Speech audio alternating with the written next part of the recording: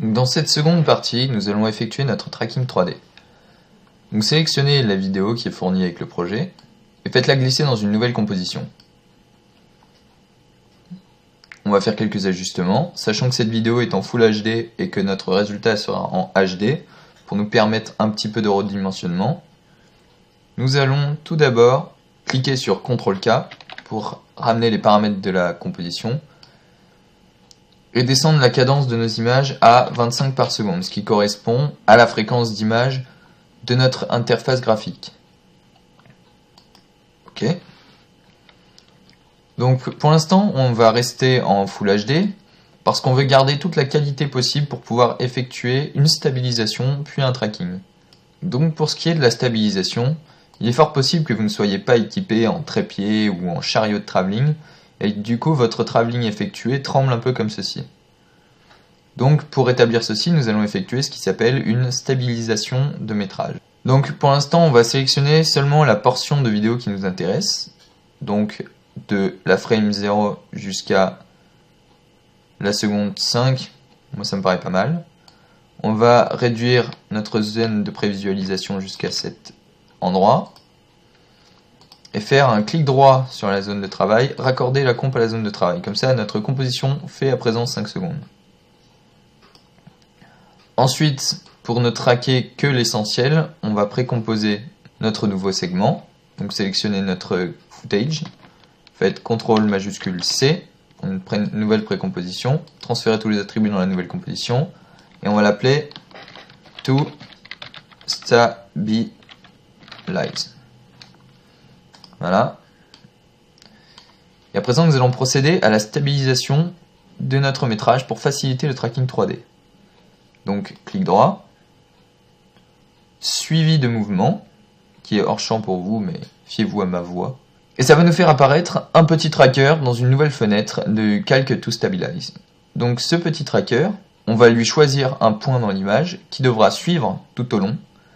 Et à la fin de la stabilisation, car là on n'effectue pas un tracking mais une stabilisation, il va faire en sorte que le point qu'on a traqué soit toujours au même endroit dans la composition, ce qui va avoir pour but de stabiliser complètement l'image. Ce qui va avoir pour but de compenser les tremblements de notre image en changeant la position de notre calque. Donc on augmente légèrement notre zone de tracking et on vient la placer sur cet élément par exemple. Donc en fait la zone de tracking, le petit carré à l'intérieur dit que d'une frame à l'autre, on va chercher cette zone dans cette zone. Donc plus vous augmentez vos zones de recherche, plus vous êtes précis, mais plus le tracking prendra du temps. Donc on s'assure d'être bien à la frame 0. Et ici, dans les paramètres de suivi, on va cliquer sur stabiliser le mouvement.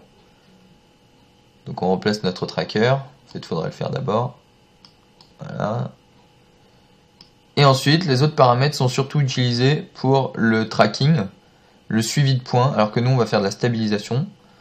Donc cliquez sur Play. Donc il va traquer notre métrage, il s'assure que le tracker suit le petit point qu'on a désigné. Voilà. Et à présent, on va faire Appliquer sur les axes X et Y. Et donc à présent, ce qui se passe, c'est que notre métrage est beaucoup plus stable en son centre. Et ceci grâce au fait qu'il va donc changer la position du calque au cours du temps pour que notre petit point se retrouve toujours au même endroit dans la composition. Donc voilà l'intérêt de garder notre composition en Full HD, c'est qu'à présent vous voyez qu'il y a des trous sur les côtés du calque et on va retailler à l'intérieur de cette composition. Donc on va fermer ça, CTRL K pour amener les paramètres de la composition et là, verrouiller le ratio de l'image, on va passer en HD 1280 par 720. Ok. Et à présent, on peut quand même prendre l'échelle de notre calque et la descendre légèrement pour garder vraiment que ce qui nous intéresse.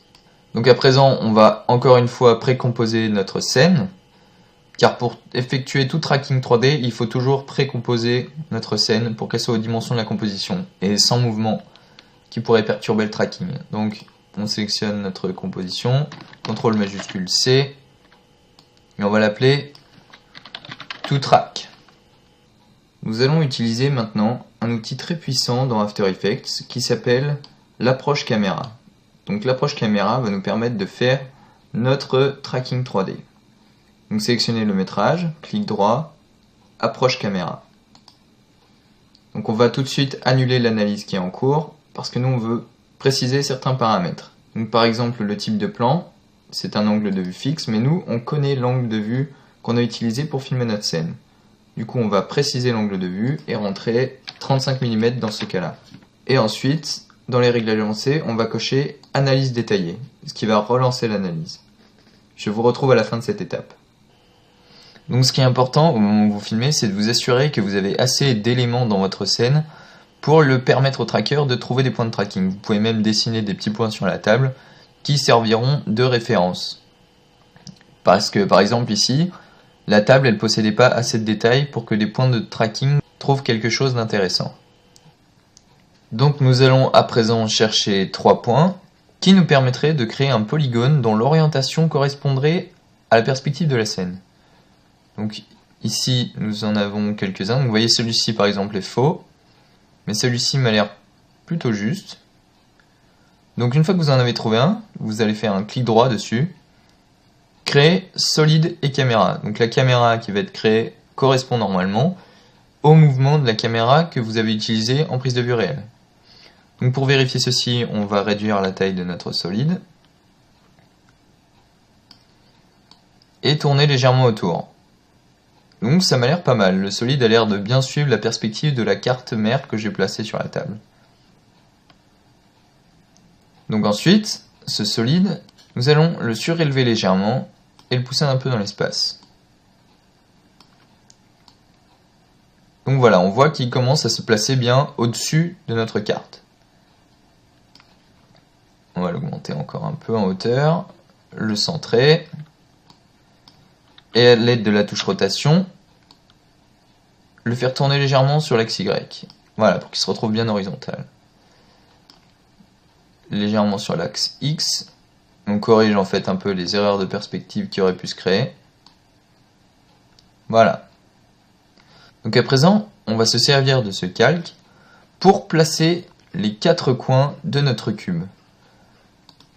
Donc on va réduire encore légèrement son échelle à 15 par exemple, ça me semble bien, le surélever encore un peu.